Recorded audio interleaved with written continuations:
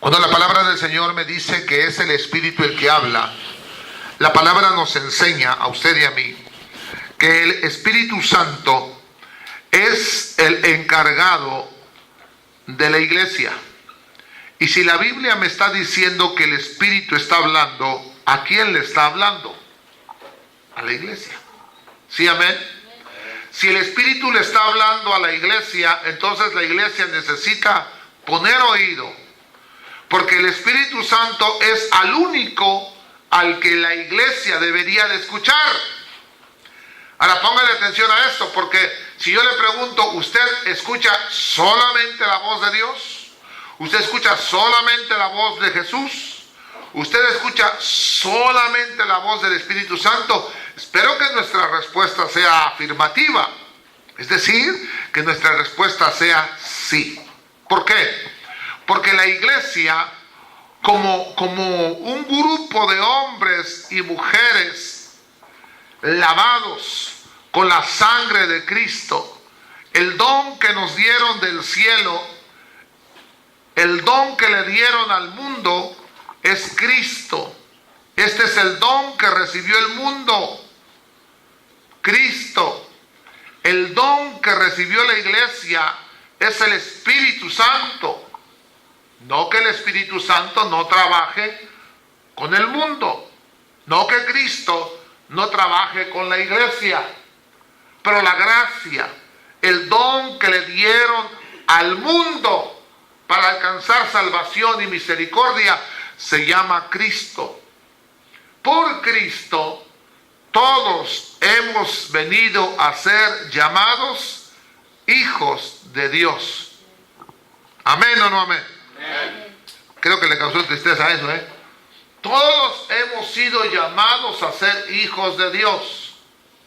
El don dado a la iglesia, llamado Espíritu Santo, de igual manera es el que a cada uno de nosotros, una vez de que hemos hecho nuestra decisión personal y voluntaria, no obligada, personal y voluntaria, una vez que hicimos nuestra decisión de caminar con Dios, es el Espíritu Santo el que se encargará de trabajar con cada uno de nosotros en el Evangelio hasta el final de nuestros días. Es el Espíritu Santo el que nos va a presentar delante de Cristo como una novia ataviada, como una novia lista, pura, limpia, sin mancha y sin arruga.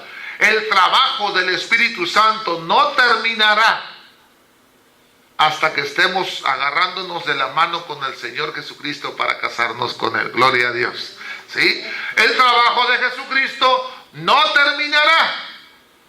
En cuanto a la redención, en cuanto a la salvación del mundo, hay un tiempo. ¿Sí? El tiempo para los gentiles es uno. Y ahí el tiempo de Cristo para salvación no termina. El tiempo de los gentiles es uno. Y como Dios tuvo un tiempo para su pueblo Israel, entonces el tiempo para la iglesia terminará. Pero el tiempo de los gentiles avanzará. El tiempo y el trato que Dios tiene con su pueblo Israel está detenido por un tiempo, no ha terminado, está en pausa. El tiempo para la iglesia tendrá un tiempo y terminará. Pero no quiere decir que el trabajo del Señor Jesucristo en cuanto a la salvación se detenga, avanzará, porque aún de en medio de la gran tribulación y cuando los gentiles tomen la santa ciudad, el trabajo de la obra redentora de nuestro Señor Jesucristo continuará, porque de aún de la misma tribulación se levantarán. Y la pregunta surge en el Apocalipsis y dice, ¿y quiénes son estos que suben de la gran tribulación vestidos con vestiduras blancas? ¿Sí? Estos son los que de alguna manera alcanzarán salvación y misericordia del Señor. Hay otro grupo que arriba dice, ¿hasta cuándo, Señor, vengarás la sangre de tus siervos? Y el Señor les dice, un poquito de tiempo, porque todavía no están todos los que deben de estar acá.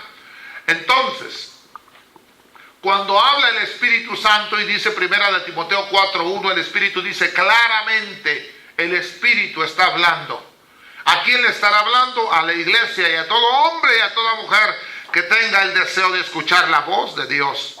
Pero más interesante todavía, óigame, usted y yo estamos aquí esta noche porque en algún momento, el Espíritu Santo, enviado del Padre, nos tocó, nos redarguyó, nos habló al corazón y nos dijo: mi hijo eres tú. Y nuestra mente se compungió, nuestro corazón se compungió, nuestra alma se compungió y el entendimiento se nos destapó y se nos abrió para entender quién era el Hijo de Dios.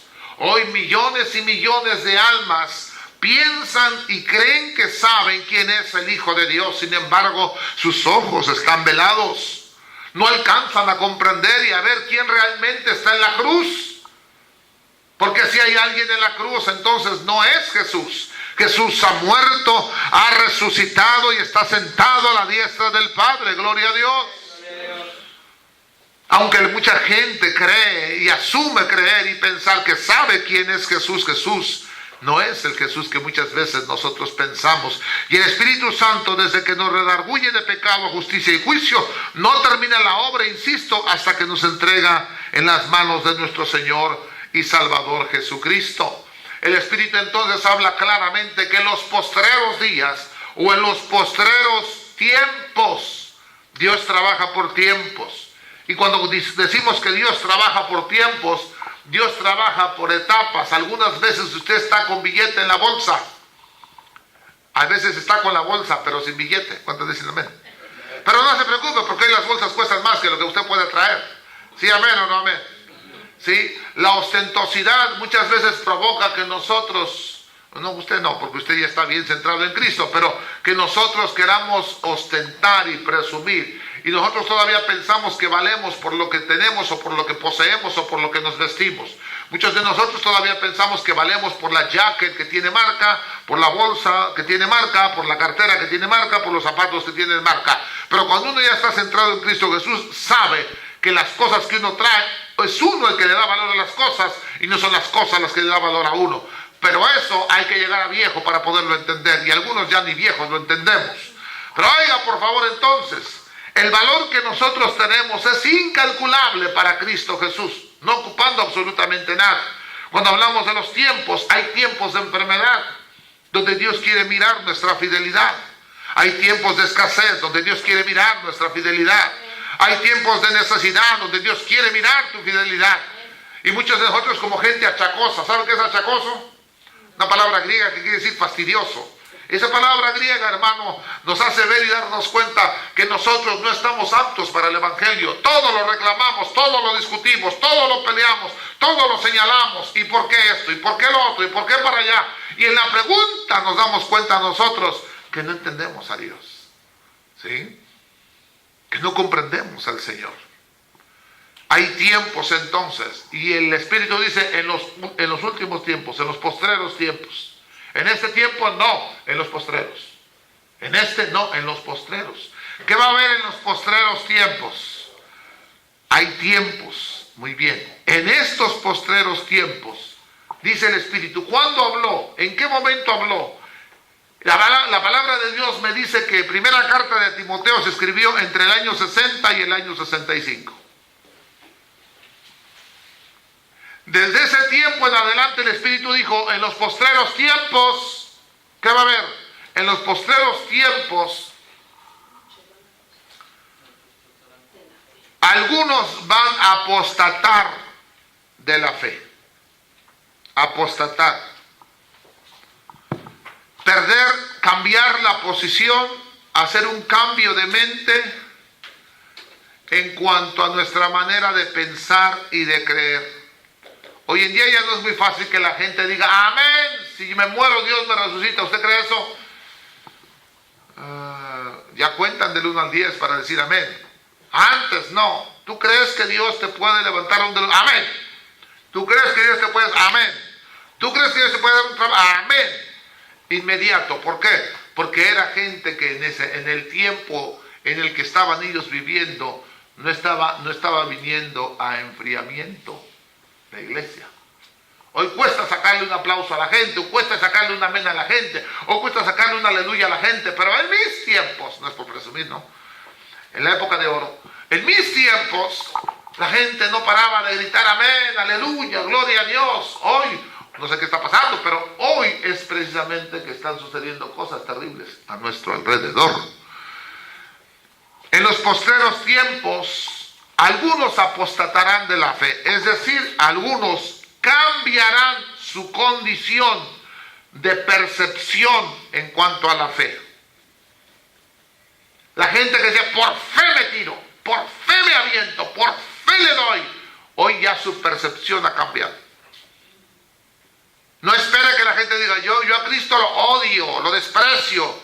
No. Eso no lo va a hacer nunca Satanás. Satanás es inteligentísimo más que todos nosotros. Pero el Espíritu Santo es más inteligente que Satanás. Y lo tenemos nosotros. ¿Cuántos dicen amén? Ahora bien, Satanás no va a provocar que usted diga, yo odio a Cristo. No. Él lo que va a hacer es que la percepción, la manera de darse cuenta, comprender y entender a Cristo en usted ya sea poquito diferente.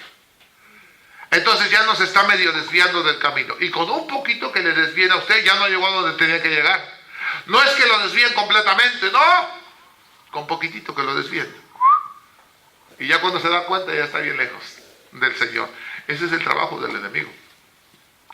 Apostaten de la fe.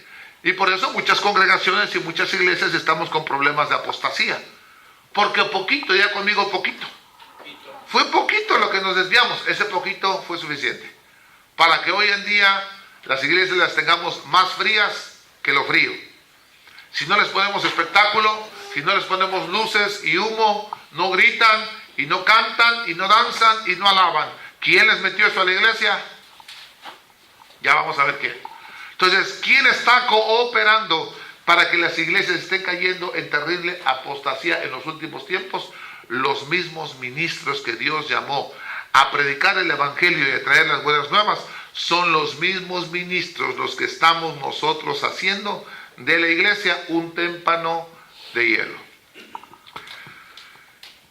Dice la Escritura, algunos apostatarán de la fe escuchando. ¿Cómo apostatarán? ¿Cómo me doy cuenta que las iglesias están apostatando? Están apostatando porque están escuchando. ¿Qué están escuchando? Escucharán a espíritus engañadores. Y hay dos cosas de tantas que hay. Escucharán a espíritus engañadores. Una iglesia que tiene problemas de apostasía abrirá el corazón para escuchar espíritus engañadores. Una iglesia que esté con problemas de apostasía estará lista para recibir doctrinas de demonios. Las iglesias que están en la presencia del Señor y buscando las cosas del Señor, identificarán espíritus engañadores, identificarán doctrinas de demonios. Pero las iglesias que están en nada, porque habemos gente que no está en nada, y las iglesias que no estamos en nada, y que el evangelio ya lo hemos tomado como una religión. Bueno, voy a la iglesia porque me toca ir, es día de culto. Eso ya es una religión. Voy a la iglesia porque me toca servir, peor todavía, es por compromiso, chato, no es por amor. ¿Sí? Me toca servir, pero si no sirviera ni fuera. ¡Aleluya! Está peor ya eso. ¿Sí, amén? Ya no es por amor, por gratitud, por agradecimiento, no, ya no. ¿Sí? Entonces, cuando nosotros ya empezamos a caer en esa posición de nuestra vida, que nosotros somos los únicos que lo sabemos, entonces tenemos que darnos cuenta en dónde estamos caminando y hacia dónde nos estamos dirigiendo. Con esta introducción, yo quiero hablarle entonces de doctrinas de demonios. Y ahí entenderemos cómo trabajan los espíritus engañadores dentro de la doctrina de demonios. Espíritus engañadores que al momento no se mira que son espíritus engañadores. Todos se lo adjudican al Espíritu Santo. Así como yo en un lugar de brujería o de hechicería, todo se lo podría adjudicar a Satanás. Así cuando estoy en una iglesia, todo se lo adjudico al Espíritu Santo de Dios. Es lógico, es normal. Mi mente dice, Dios, iglesia, Dios está allí, todo es de Dios. ¿Sí, amén?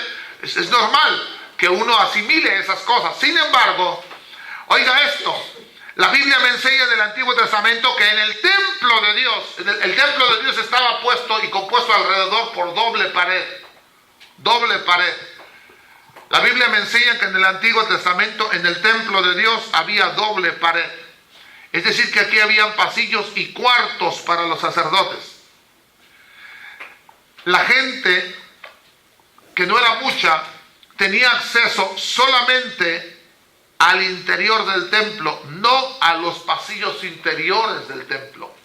Dentro del templo había todo tipo de dibujos e imágenes de serpientes y de ídolos y adoración al sol, a la luna y a las serpientes. Dentro del templo de Dios. No de Dagón, no de Venus, no, del templo de Dios. Entonces si a mí me dicen el templo de Dios, oh aleluya, ¿sí? Sin embargo, dentro del templo de Dios había esto. Pero es fácil asimilar Dios, templo, las cosas de Dios, ¿verdad? Entonces, sin embargo, oiga esto, dentro de la iglesia cristiana evangélica, ministros e iglesia, estamos teniendo un poquito de problemas. Y yo voy a hablar un poquito acerca de una de las doctrinas, de varias que hablaremos, y esta es la doctrina de Balaam, así llamada, así conocida. Y yo quisiera que usted revisara conmigo Números capítulo 22. En Números capítulo número 22, versículo 5, hablando de la doctrina de Balaam. En Números capítulo 22 y versículo 5, yo quisiera que usted revisara conmigo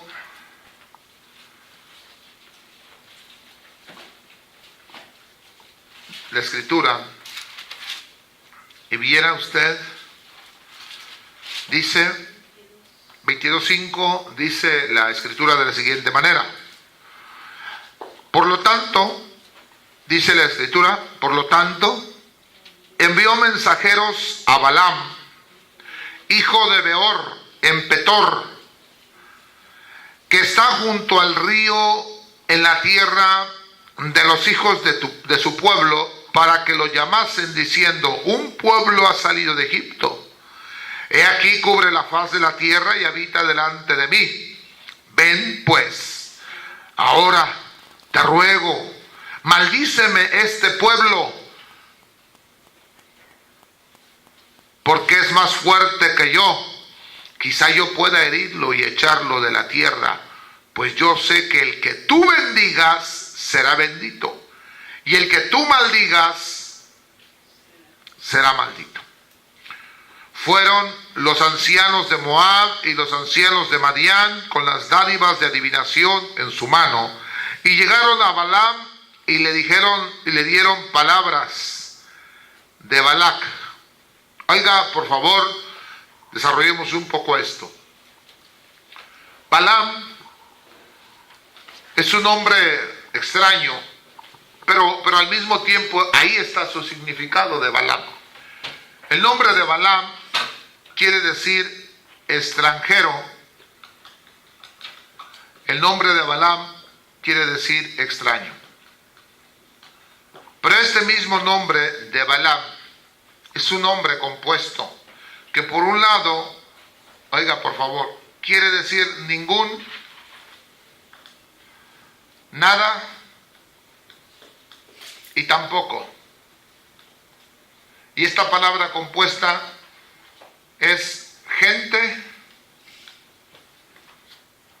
pueblo y nación. Cuando tenemos nosotros gente como Balaam en nuestra iglesia, en nuestra congregación, en nuestra familia, cuando tenemos gente en nuestra iglesia como Balaam, es gente que no pertenece a ningún tipo de gente. Es gente que no es ningún tipo de pueblo. Y es gente que no pertenece a ninguna nación. No estoy hablando de la India María, que no es de aquí ni de allá. No, no, no. Estoy hablando de gente que no pertenece a nada, que no es nada, que no se compromete con nada, que no se dispone a nada. Balaam era una persona que dice, yo no tengo nada que ganar, yo no tengo nada que perder, a mí me da lo mismo, no hay ningún problema. A los que van a matar son aquellos, y estos son los asesinos, y esos son los que van a ser muertos. Y yo no tengo ahí nada que ver. O sea, es gente tipo Balaam, es gente que no le interesa nada del alrededor de su vida, porque es gente que dice, a mí no me preocupa, a mí no. Sí, está mal que este le pegue al otro, pero pues a mí no me van a pegar, ¿verdad? No está bien que este se vaya de su casa, pero no se va a ir de la mía. Entonces es gente que no tiene un compromiso, es gente que realmente no pertenece a algo, no pertenece a la iglesia, no pertenece a la familia, no se compromete, es persona que no está ahí dispuesta. Entonces es tipo Balaam. La Biblia me enseña que este señor Balaam, dice la Escritura, la poca información que yo tengo, dice la Escritura que Balaam, este señor Balaam, era hijo de un padre que no tiene. Balaam, adivino de Petor, en Mesopotamia. Era adivino y Dios lo usó como profeta. Entonces, podemos nosotros, Dios usa lo que Él quiere, ¿estamos de acuerdo? ¿Sí? Entonces, este señor Balaam era un adivino. Sin embargo, aunque este señor Balaam era adivino, Dios lo usa para profetizar.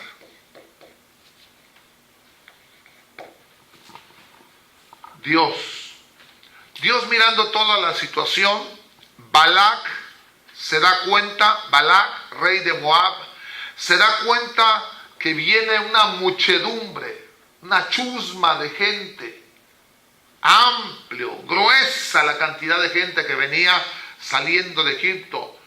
¿Y sabe qué dice Balac? Nos van a deshacer, nos van a hacer como agua. Estos nos acaban, estos hasta ahí llegamos ya. La fama del señor Balaam era mucha. Y Balac, el rey, mira a su pueblo y dice, bueno, yo soy rey de estos y somos muchos, pero a comparación de aquellos, no la vamos a hacer. Y me han dicho, y he sabido, he leído por el newspaper Egipto Times, que estos han salido y han derribado, han destruido, donde van caminando, van devastando, nadie los puede detener, nadie los puede agarrar. Estos nos van a cocinar, pues, ¿sí? El Balac dice, ¿quién podrá ayudarme? Y se acuerda de Balaam, y mire la fama que tenía Balaam, el adivino. Lo que tú bendices es bendecido, y lo que tú maldices es maldecido. ¿Qué quiere decir eso? Lo que quiere decir es de que este adivino no era mediocre y no era fantoche, era verdadero, era de verdad, era de veritas, ¿sí? Entonces era un adivino y era un verdadero brujo, un verdadero mago, un verdadero hechicero. Y lo llama Balac y lo usa. Y las cosas que Satanás usa para destruir son las cosas que Dios usa para bendecir. ¿Cuántos dicen gloria a Dios a eso? Y usted y yo, que éramos instrumentos de Satanás, hoy estamos en las manos de ¿quién? ¿Ah? Gloria a Dios. Éramos instrumentos del diablo, éramos instrumentos de maldad, de pecado, de destrucción, de corrupción, de pornografía, de drogadicción, de alcoholismo. Y Dios nos agarra y dice, bueno, ¿este instrumento le servía a Satanás? Sí. Ahora me va a servir a mí. Y va a servirme mejor que le servía al diablo. Gloria a Dios. Entonces agarra a Dios al Balaam y le dice, venga para acá, ¿verdad? Y cuando el Balaam, por codicia, porque si hay algo, hermano, que entra a las iglesias, es codicia, es avaricia, es ambición. Codicia, avaricia, ambición al dinero. ¿Y por qué entra eso a la iglesia? Porque hay seres humanos dentro de la iglesia. Y los seres humanos que estamos dentro de la iglesia somos aquellos que le abriremos el corazón y le daremos cabida. Codicia, avaricia, ¿sí? O que le abriremos el corazón a la humildad, a la sencillez, a la bondad, y diremos, bueno, si tengo, qué bueno, y si no tengo, amén, qué bueno. Tranquilo, chico, ¿sí? Aunque algunos no estamos definidos, y ese es el peligro. Unos decimos, la verdad, pastor, yo tengo hambre de una buena casa, yo tengo hambre de un carrazo, yo tengo hambre de una troca de esas, ¿verdad? Y yo ando tras eso, pastor, de una vez le aviso. Entonces tú eres un cristiano materialista, y qué bueno que me lo dice. Habremos otros que diremos, yo, pastor, mire, si tengo casa con la que tengo, si tengo carrito con el que tengo, pastor, yo lo que estoy buscando es la gloria del Señor, aleluya. Pero sin embargo, habemos otro grupo que impresionamos, queriendo decir a la gente, yo con humildad y con sencillez, pero tú sabes en tu corazón que andas tras la codicia y la avaricia. Esa es una persona peligrosa. Esa sí es una persona peligrosa, porque a sí misma no se va a poder poner freno, porque se está engañando a sí misma. Dice, no, yo con lo que Dios me ayude, pero siempre echando ojo para ver qué puede agarrar. ¿Sí, amén? Es una persona que en cualquier momento va a caer en la trampa. ¿Cuál trampa? La Biblia enseña que nosotros mismos hacemos nuestra propia trampa, ¿sí? Nosotros mismos cavamos nuestro propio hoyo, ¿sí? Amén. Entonces sabemos gente que decimos, yo soy humilde y sencillo, pero tú lo miras y dices, no, qué humilde y qué sencillo, si ni para caminar es humilde, menos para vivir. Entonces esto es lo interesante de Balaam. Balaam, delante de todo el mundo, ya tenía fama, era un hombre famoso, lo conocían en toda la comarca de Mesopotamia. ¿Qué necesitas? Un favorcito, vaya con Balaam. ¿Sí? No, en aquel tiempo no era el indio masónico, no era Don Walter, no. En aquel tiempo era Balaam. Vaya con Balaam. Ahora, en la iglesia cristiana evangélica, el espíritu de Balaam, en la iglesia cristiana evangélica, el espíritu de Balaam está dentro. ¿Quién metió a ese Balaam dentro de la iglesia? ¿Estás seguro? Porque pueden ser las ovejas, pueden ser los líderes. Vamos a revisar. ¿Quién metió a Balaam a la iglesia? ¿Quién es Balaam? Balaam puede ser ese tipo de profeta, ese tipo de profetisa, ese tipo de pitonizo, hombre o mujer, entre comillas, de Dios, que entra, y cuando entra a la iglesia, empieza a decretar, a declarar, y yo decreto, y yo declaro, y yo profetizo, y la gente tocada en su alma, con esa música últimamente de arrebato, y yo arrebato lo que a mí me pertenece, arrebato. No oran, no ayunan, no interceden, no claman, pero arrebatan, ¿sí? Y ahí está la musiquita esa, y entonces suena bonito, ¿verdad? Y Satanás, me vas a regresar lo que es mío. Satanás no te puede quitar lo que es tuyo, porque ¿qué haría con los dones que Dios te ha dado? ¿Haría sanidades, Satanás, si es lo que quieres destruir y enfermar? ¿Qué haría Satanás con lo que Dios te ha dado? Es mentira, hay canciones que yo no sé por qué las canta el pueblo del Señor. Pero bueno, Satanás, usando ese tipo de gente, dos tipos de personas se ponen el traje de Balaam y entran a la iglesia. La primera es ese tipo de gente llamada ministro. Son ministros, tengamos cuidado, podemos ser nosotros. Son ministros caídos. Balaam lo dice. Caído, pero con ojos abiertos. Con ojos abiertos porque Dios se los abrió. Pero estaba ciego. Entonces tenemos un tipo de ministros caídos y ciegos. Ese tipo de ministros son los que se prestan para hacer el papel de Balaam y trabajar dentro de las iglesias. ¿Quién los trae? ¿Quién los invita? Obviamente, los ministros. ¿Sí? Esos que parecen elocuentes, esos que parece que hacen milagros, que parece que hacen sanidades, que parece que... ¿Y quién los invita? Los ministros. ¿A cambio de qué, pastor? A cambio de poder, de fama, de fortuna, de riquezas. Yo necesito dinero, me voy a traer a un Balaam famoso para que venga a la iglesia y con él que venga toda la gente y se llene, porque lo que necesito es pisto, dicen en griego, ¿verdad? Lo que necesito son un poquito de lempiras, un poquito de colones. Entonces voy a traerme un Balaam. ¿Quién lo trajo? El ministro. El ministro sabe que las ovejas que tiene van a ser raspadas, van a ser rasuradas, sí. Para eso lo trajo, para que las ovejas sean raspadas, rasuradas. Si les puede quitar la piel de una vez, por favor, quítaselas. ¿Sí? Hagamos chicharrón con ella. Ahora, ¿por qué hacemos eso? Porque nadie, como ya somos ministros que tenemos fama, y somos famosos, ¿quién va a pensar que ya estamos caídos en el espíritu? Que estamos turbados de nuestra mente y que nuestros ojos, como el sacerdote Elí, están empezando a oscurecerse y ya no hay visión constante en nuestra vida. Ya hicimos fama.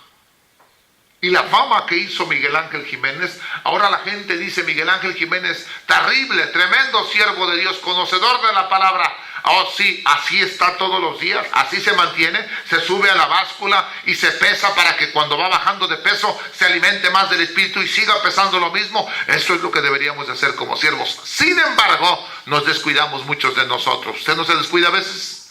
Nos descuidamos. Ahí es donde el enemigo dice: véngase para acá. Y entonces usa a ministros caídos y ciegos para usarlos como Balaam y saquear a la iglesia por completo. Después allá afuera, en la vuelta de la esquina, se mira el Balaam con el ministro de la iglesia y dice: dame mi parte, toma tu parte, y el que parte y comparte se queda con la mejor parte. Y las ovejas raspadas y rasuradas. El problema no es que le hayan quitado a la oveja. Acá formado los de 500, acá formado los de 1000, acá formado los de anillos. Si Dios te habló, si Dios te tocó, si crees que Dios está contigo, ven ahora y dale a Dios y ponle a Dios y éntrale con Dios. ¿Por qué no dejamos que el Espíritu Santo, que está encargado de la iglesia, toque las almas para que Dios les hable a ellos y les diga: la iglesia necesita un vidrio, una puerta, un cerrojo? Tú tienes la plata y tú tienes la habilidad para ponerlo, cómpralo y tú mismo ponlo. ¿Por qué no dejamos que el Espíritu Santo sea el que se encargue de administrar las cosas de la iglesia? Por la codicia, por la avaricia de ministros de Dios, genuinos, pero que están caídos y ciegos. El segundo grupo de gente que conforma a ese tipo de gente pitoniza o profeta, que llegan y dicen: a ver, voy a orar por los de 500 y los de 1000 y hacen todo el espectáculo y montan el circo dentro de la iglesia, porque ya todo lo permitió. El ministro, el que está encargado de la obra, ya les dijo: pasen y saquen todo lo que puedan, ¿sí? Y después usted dice: el diablo me quitó, el diablo me robó. No fue el diablo, fue el pastor que tienes, fue el ministro que tienes, que por no cuidar su vida espiritual titubeó, decayó, se desanimó y en ese momento fue usado como Balaam. El otro grupo de gente entonces que encontramos es esa gente que nunca ha sido ministro, no son ministros. Dice Pablo: sé que después de mi partida se levantarán muchos. Pablo lo está diciendo. Y también la palabra en otro pasaje me dice que vendrán muchos y abusarán, aprovecharánse de las ovejas. Tened cuidado de la grey y miréis cómo apacentáis la grey, decía el apóstol Pablo. Son gente que nunca ha sido ministro. Nunca. Es gente que, como no ha sido ministro, son personas que les da lo mismo hacer lo que sea. Entonces puede ser gente, brujos, magos, hechiceros, agoreros, santeros, cualquier tipo de gente cabe aquí, porque no son ministros. No están caídos, no, están muertos. Nunca han resucitado, nunca han sido cristianos. Muertos en delitos y pecados. No están ciegos, están muertos. Es decir, todo lo que tiene que ver con muerte. No miran, no oyen, no ven, no nada. ¿Sí? Este es el grupo de gente que se mueve dentro de las iglesias evangélicas cristianas para saquear a la iglesia. Para saquear a la iglesia. Después raspadas y peladas las ovejas, el problema no es que se llevaron todo lo que tú tenías. Ese no es el problema. El problema es que esa gente que fue saqueada, engañada, robada, abusada por el mismo ministro que tenía que haberlas cuidado, pierden la fe. Y buscando un culpable, el ministro dice: tengan cuidado del lobo. Pastor, si tú lo metiste. Tengan cuidado de aquel que se lleva las ovejas. Pastor, si tú lo trajiste. Come on. Tú nos lo presentaste. Tú dijiste que le lleváramos y que le pusiéramos y que le acercáramos. Óigame. Esa gente se puede quedar sin dinero y sin casas. Hay apóstoles que se han llevado carros, casas, bienes, terrenos, propiedades. Y siguen siendo apóstoles, por supuesto. Y varios de ellos son genuinos. Otros no lo son, pero varios de ellos son genuinos. ¿Qué les pasó en ese momento que hicieron eso? Estaban caídos y ciegos. Qué importante es que usted y yo oremos por nuestros pastores. Insisto otra vez, qué importante es que usted y yo oremos por nuestros pastores. Señor, qué bonito predica mi pastor. No se confíe. Mañana ore por él, porque a lo mejor ya no predica bonito. Mañana, Señor, que mañana predique bonito, que pasado predique bonito, que tu Espíritu Santo no se aparte de él, porque si no nos llevó el río, Señor, ayúdale. Y qué interesante es estar orando por ese siervo, porque ese siervo es de carne y hueso igual que usted, y a veces choca queriendo irse para la izquierda, luego quiere irse para la derecha, pero en sus oraciones usted es como que formar una barrera para que ese siervo no se desvíe del camino que Dios le tiene marcado. Y si ese siervo no se desvía, usted tampoco, porque usted viene atrás de él. Aleluya. Sí. Decíamos nosotros, ¿por qué celebramos el último día con oración y al día siguiente amanecemos con la oración más larga haciendo burla? Hicimos una oración que duró del año pasado hasta el día de hoy. ¿Por qué amanecemos de esa manera? Porque al pastor que le enseñaron eso es lo mismo que enseñó a los demás. Y se ve bonito. No es otra cosa que cambiar la celebración del año nuevo, las 12 uvas y las promesas. Es lo mismo. Es lo mismo. Una desvelada. Eso es lo que es what it is. ¿Sí? Solo sustituya. Oh, vamos a tener cena del año nuevo. Vamos a tener las 12 uvas y la copa. Y vamos a celebrar y vamos a brindar juntos. Y vamos a prometer cosas bonitas. Ok, cámbielo de este lado. La cena, la comida, la oración y pasar el año juntos. ¿Cuál es la diferencia, chico? Es querer traer las cosas disfrazadas del mundo a la iglesia. Hace como 15 años se invitó y se dijo: no vamos a celebrar Halloween, porque es el enemigo. Pero en esa fecha vamos a celebrar Holy Wind. Es decir, vamos a hacer nuestra propia celebración en sustitución a la del mundo. Hacemos una nosotros también. ¿Quién nos mandó a hacer celebraciones? ¿Quién nos mandó a celebrar cosas? Se ven bonitas, se ven chulas. ¿Qué hay atrás de ellas? ¿Quién las impone? ¿Quién las enseña? El ministro. Si yo aquí me aparezco el 31 a las 12, usted va a estar aquí el 31 a las 12 porque viene atrás de mí. Pero ¿por qué no me pregunta, pastor, dónde está en la Biblia que usted tiene que venir el 31 a las 12, estar aquí conmigo comiendo y orando? Bueno, el versículo, pastor, nomás debe el versículo y me basta. Aleluya. Te lo doy el 31, aleluya. ¿Cuál versículo le vamos a dar? Tradiciones, mandamientos y costumbres de los hombres apartan la vida del creyente de la doctrina de Jesucristo. Now, cuando nosotros caminamos de esta manera, amados hermanos, lo que estamos haciendo es robándole la credibilidad a la gente, robándole la fe. Y cuando le decimos a la gente, hermanos, queremos ir toda la semana a la radio, necesitamos una buena ofrenda mensual de cada uno de ustedes. ¿Qué dice usted? Otro ladrón, hijo del diablo, ¿verdad que sí? Porque ya vinieron a saquearlo una vez. Y tiene usted razón. Hermanos, queremos ir a la televisión. Necesitamos un compromiso de cada uno de ustedes. 5, 10, 20, 50, 100, 1000 pesitos al mes, lo que usted pueda, pero comprométase. Vamos a la televisión. Otro reverendo hijo de Satanás que vive. ¿No le basta con habernos saqueado el año pasado?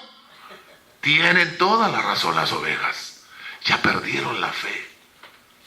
¿Quién les robó la fe? El problema no es que pierda usted el dinero. El problema no es que usted y yo salgamos así hoy desnudos de este lugar. Ese no sería el problema. El problema es que la fe nos ha sido quitada, nos ha sido robada. Oiga, es como cuando un hombre cae en adulterio y le es infiel a su esposa. ¿El problema es que haya caído en adulterio? No. ¿El problema es que se haya ido con Juana? No. ¿El problema es que se haya ido con Rosa Gloria? No. ¿Cuál es el problema para la mujer? Que en toda su vida, ya no le va a tener una segura confianza a él. El problema no es el adulterio. Traerán sus consecuencias. El problema es que ya me fallaste. Y a saber cuántas veces más me vas a fallar. O ya me has fallado. Ya no es la plena confianza, la entrega total. ¿Qué oveja se entregará? Si el pastor dice, hermano, mijito, no me regaló unos 100 pesos, voy a comprarle una llanta a mi carro porque no traigo más que 3 llantas. Amén, pastor. ¿Y no le compras la llanta?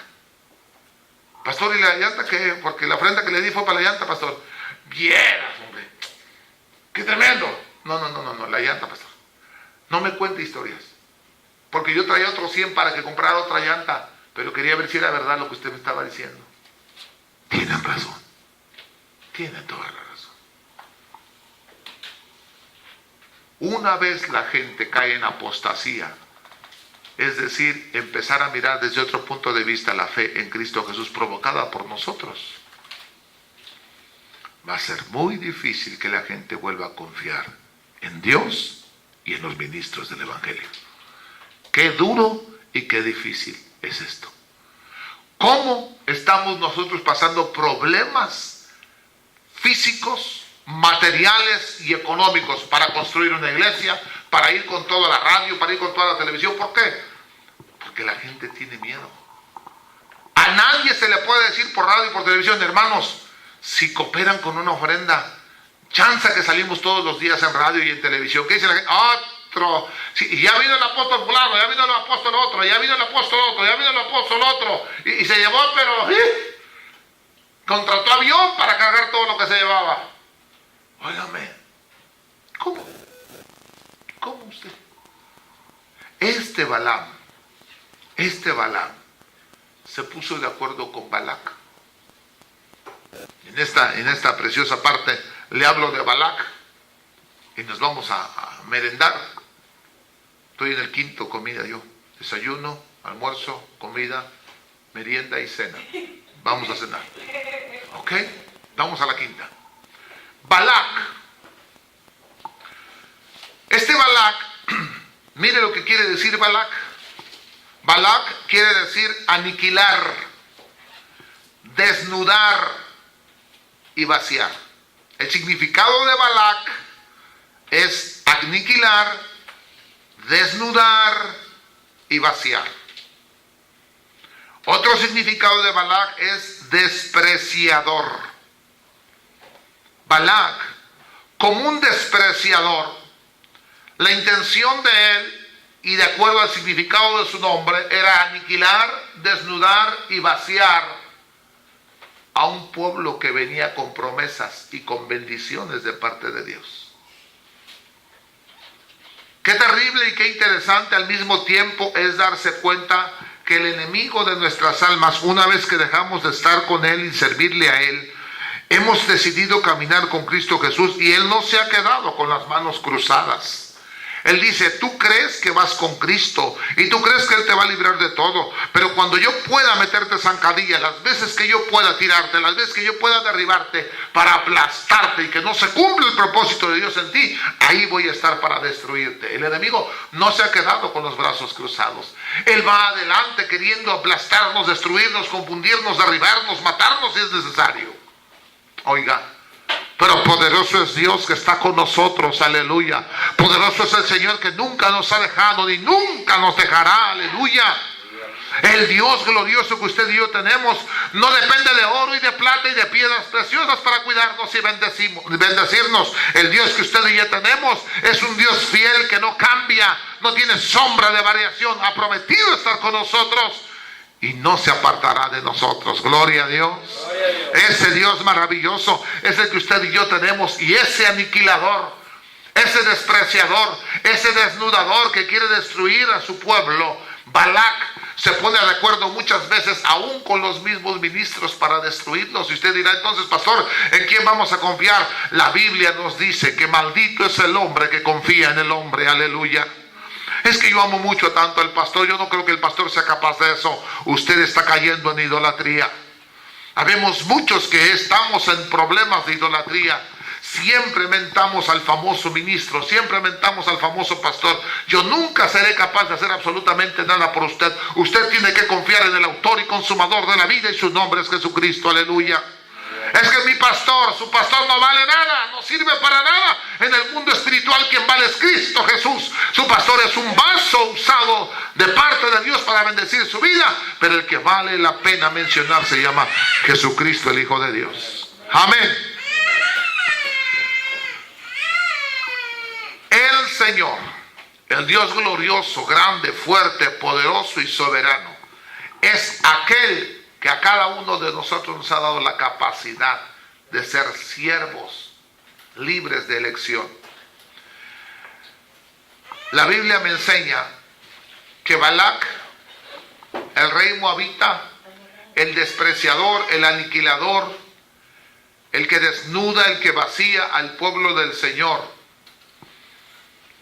es aquel que usará a los ministros y a los que no lo son para atacar nuestras vidas, para abusar de nuestras vidas, para confundir nuestras vidas y para destruir nuestras vidas.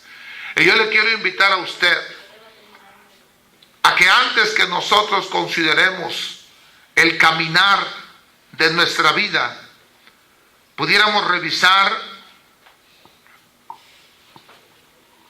las características que tenía el Balaam en su vida. Esta noche quisiera orar para que Dios nos diera la oportunidad de abrir nuestros ojos constantemente y en todo tiempo, y que no fuéramos nosotros a caer en una condición espiritual baja. Que Dios nos diera la oportunidad de mantenernos en la posición de Cristo Jesús, y no anduviéramos en bajezas espirituales, sino que mantuviéramos nuestra vida en una condición espiritual óptima. Número uno. Y número dos, que nuestros ojos no caminaran como ciegos, aún en mediodía intentando, sino que Dios nos diera la luz suficiente para darnos cuenta hasta dónde nosotros hemos caído en idolatría con ciertos siervos de Dios, hasta dónde nosotros nos dejamos dirigir por los siervos y no por la Biblia, hasta dónde los siervos mandan de nuestra vida y no manda la Biblia, hasta dónde los siervos ponen y disponen de nuestra vida y no de la palabra de Dios. Qué importante y qué interesante es que cuando se pide consejo, se pide sugerencia, se pide consejería, se le dice qué dice Dios, qué te dice Dios, qué te habla Dios, qué te responde Dios, qué te receta Dios, cuál es la receta de Dios para ti. Sin embargo, muchos de nosotros ponemos y disponemos de la vida de las ovejas como que fueran nuestras. La Biblia dice que las ovejas tienen un Dios y Padre. El príncipe de los pastores es Cristo, y Él es el dueño de las ovejas. Él es el que murió por ellas, aleluya. Nosotros no tenemos autoridad de dar ni dirección ni disposición de ovejas. Nosotros tenemos que señalarle a la gente a Cristo, a Cristo, a Cristo. Somos solamente jornaleros de Dios. Es todo lo que somos. Choleros de Dios, para que me entienda, ¿sí? Hoy nadie quiere ser cholero, todos queremos ser jefazos, ¿verdad? Pero Dios ha llamado a ser choleros de Dios, criados del Señor. Usted no va a obedecer a un criado, usted no le va a obedecer a un criado, usted le va a obedecer al dueño de la obra, Cristo Jesús. Entonces yo quisiera esta tarde hacer una oración con usted y rogarle a Dios que nos ayude a no caer, y rogarle a Dios que nos ayude a que nuestros ojos se mantengan abiertos. ¿Quisiera usted orar conmigo? Padre, en el nombre de Cristo Jesús, te damos gracias por la vida que nos das a cada uno de nosotros y por la oportunidad que nos permites de vislumbrar las cosas que vienen hacia adelante. Gracias, Señor, por dejarnos saber.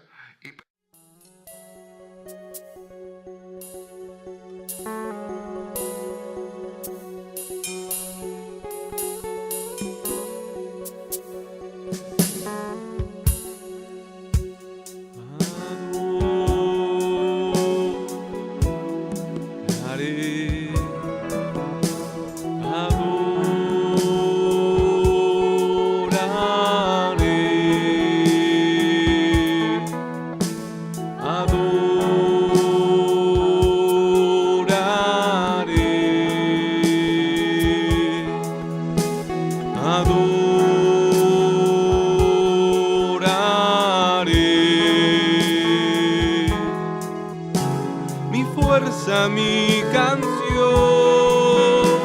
mi torre, mi adoración, mi fe en tribulación, Cristo Jesús. Mi fuerza, mi canción.